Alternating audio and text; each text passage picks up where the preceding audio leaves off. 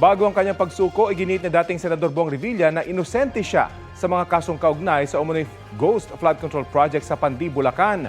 Bantay sarado si Revilla na nagpalipas ng magdamag sa Camp Crame sa Quezon City. Balita hatid ni EJ Gomez. Mag-aalas 10 kagabi, namataan ng GMA Integrated News ang pagdating ni dating Senador Bong Revilla sa PNP-CIDG headquarters.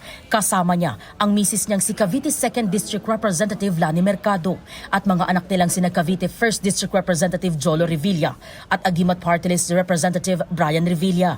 Bago yan, sa isang Facebook Live pasado alas 9 kagabi, iginiit ni Revilla na inosente siya at tila wala aniyang due process na nangyari. Gayunman, haharapin daw niya ang kaso. Nakakalungkot po, parang wala yatang due process.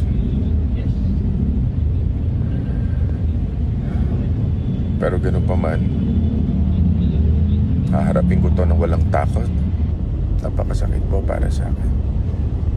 At para sa aking pamilya. Please pray for me.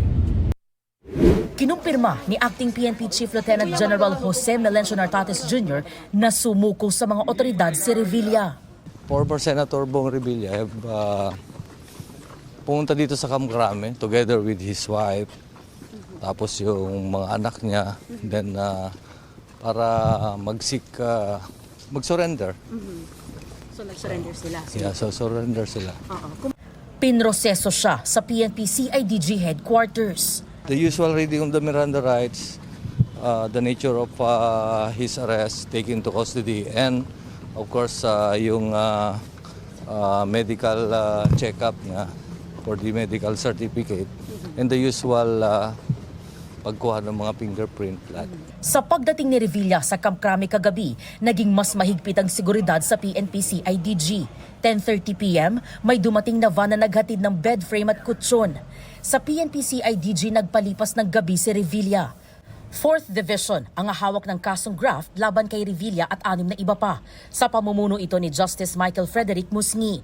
Nasa 3rd Division naman kung saan chairman si Justice Carl Miranda ang malversation case na walang inirekomendang piyansa. Nag-utos na maglabas ng arrest warrant ang Sandigan 3rd Division matapos makitaan ng probable cause para ipaaresto si Revilla. Gayon din ang mga dating opisyal at kawani ng DPWH Bulacan 1st District Engineering Office na sina Bryce Hernandez, JP Mendoza, RJ Domasig, Emelita Watt, Juanito Mendoza at Christine Pineda. Naglabas na rin ng whole departure order laban sa kanila. Sa kasong inihain ng ombudsman noong nakaraang linggo, inakusahan sila ng pagsasabwatan para ilabas ang pondo para pampagawa ng 92.8 million peso Ghost Flood Control Project umano sa Purok 5 Barangay Bunsuran sa Pandi.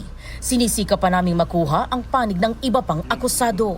EJ Gomez, nagbabalita para sa GMA Integrated News.